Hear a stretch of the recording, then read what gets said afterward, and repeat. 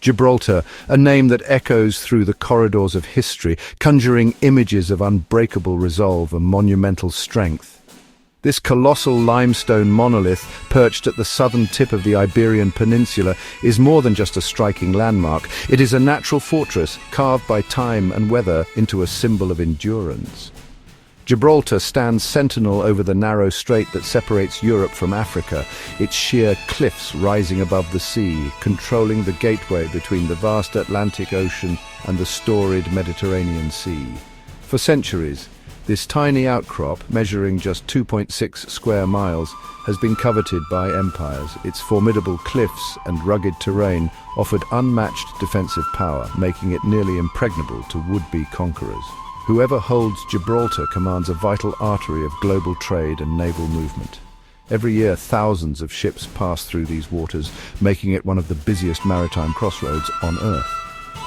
For Britain, rising as a maritime power in the 18th century, Gibraltar was more than a military outpost.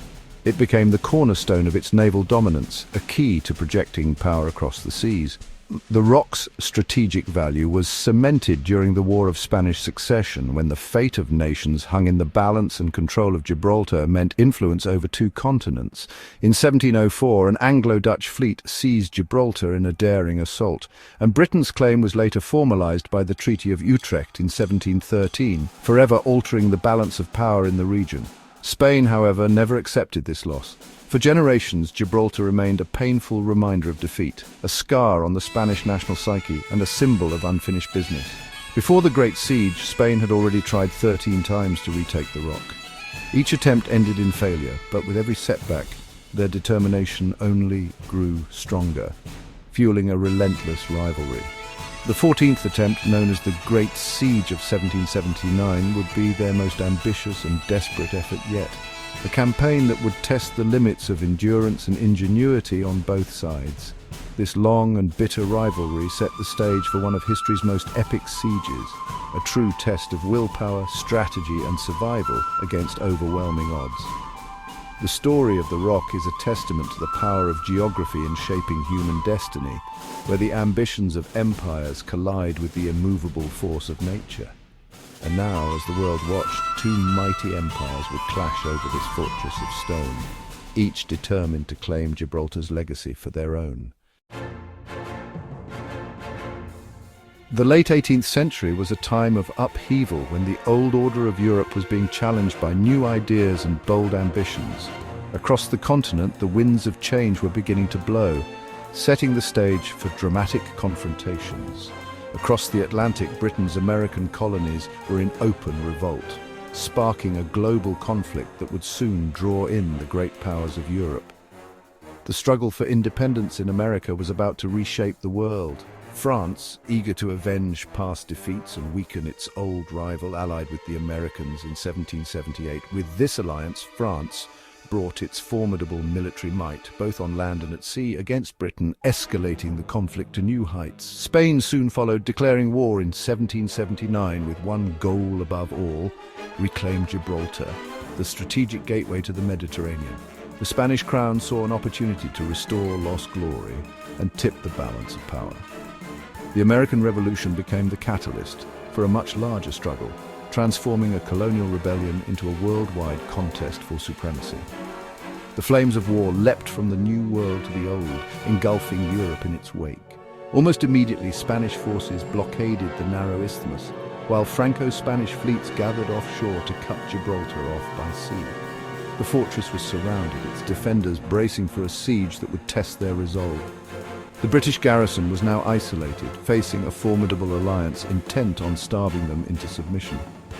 Supplies dwindled, and hope became a precious commodity within the fortress walls. The siege had begun, its spark lit by revolution, its fuel the ambitions of old rivals. Night after night, the tension mounted as both sides prepared for a long and bitter struggle. The fate of Gibraltar would now be decided not just by armies, but by the shifting tides of global power. Every move on this rocky outpost echoed across continents and empires. The world's eyes turned to the Rock as the epic struggle for its control began.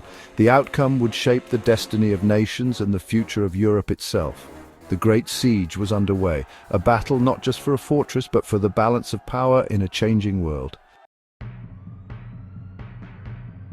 The British defenders were outnumbered but resolute, standing firm against overwhelming odds as the siege began to tighten around them.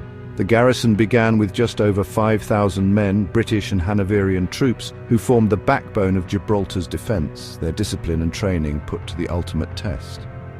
Later, reinforcements arrived, swelling their numbers to about 7,000, bringing fresh hope and renewed determination to the besieged fortress. Alongside them stood 760 Royal Navy sailors, whose expertise at sea and on land proved crucial in the defence.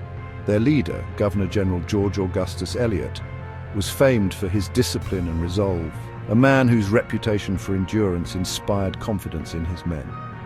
Through hunger, exhaustion, and relentless bombardment, Elliot's leadership inspired his men through hardship, keeping morale alive even in the darkest hours. Opposing them was a Franco-Spanish force that swelled to 35,000, a massive army assembled from across Europe determined to break Gibraltar's resistance. This formidable army was backed by a powerful fleet, blockading the rock and cutting off supplies, tightening the noose with every passing day. The attackers poured resources into the siege, building massive batteries and bringing in endless supplies of ammunition and provisions. Determined to reclaim the rock, they launched wave after wave of assaults, hoping to wear down the defenders. Caught in the middle were Gibraltar's civilians, over 4,700 people of diverse backgrounds, including British, Genoese, Jews and Spaniards, all sharing the same fate. They endured bombardment, hunger and disease alongside the soldiers, their daily lives upended by the constant threat of attack. Their resilience was as vital as any cannon or wall, as families worked together to support the garrison and keep hope alive. The siege would test not just armies, but the willpower and unity of everyone trapped within Gibraltar's walls. The spirit of an entire community was forged in adversity as soldiers and civilians stood side by side. Every man, woman and child became part of Gibraltar's extraordinary defence, their courage echoing through history. The fate of the rock rested on their collective endurance, their sacrifices shaping the destiny of Gibraltar. In this crucible, a unique identity was forged, one of resilience, unity, and unbreakable spirit. Gibraltar's greatest ally was the rock itself. Sheer cliffs and steep slopes made direct assault nearly impossible, while caves and elevation gave defenders the upper hand. British engineers had transformed the landscape with powerful batteries, walls, and new fortifications. As the siege loomed, everyone, soldiers and civilians, worked to strengthen defences. The most ingenious addition, the Great Siege tunnels, carved into the northern face to create protected gun emplacements. These tunnels allowed safe movement and devastating firepower, giving the defenders a crucial edge. At sea, a flotilla of nimble gunboats harassed enemy ships and defended against attacks. Nature, engineering and innovation combined to make Gibraltar a fortress nearly impossible to break. The Franco-Spanish strategy was simple: starve Gibraltar into surrender. A land blockade and naval cordon cut off supplies, and by autumn 1779, food was running dangerously low. Rations dwindled to near starvation levels. Anything edible, even rats and weeds, became precious. Scurvy and smallpox ravaged the population, and morale faltered under constant bombardment and deprivation. Yet the Royal Navy risked everything to break the blockade. Admiral Rodney's convoy in 1780 and Admiral Darby's in 1781 brought vital relief, while Admiral Howe's daring resupply later in the siege proved decisive. Portugal and Morocco also provided clandestine support. Despite the blockade's grip, Gibraltar held on, its survival a testament to courage and ingenuity. The siege became a battle not just against armies, but against hunger, disease and despair. The defenders' endurance would become legendary. The rock refused to yield. The siege was punctuated by moments of ferocious combat. In June 1780, the Spanish launched fire ships, but British sailors coolly towed the burning hulks to safety. The most daring action came in November 1781, the Great Sortie. Under cover of darkness, British troops stormed Spanish siege lines, spiking cannons and destroying months of enemy work in just 90 minutes. The cost was light, but the psychological impact was immense, a huge morale boost for the defenders. The climax arrived in September 1782 with the Grand Assault. 10 unsinkable floating batteries attacked, watched by European nobility.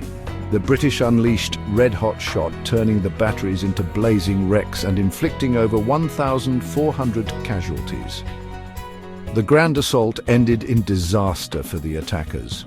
Gibraltar's defenders had proven their mettle in both endurance and battle.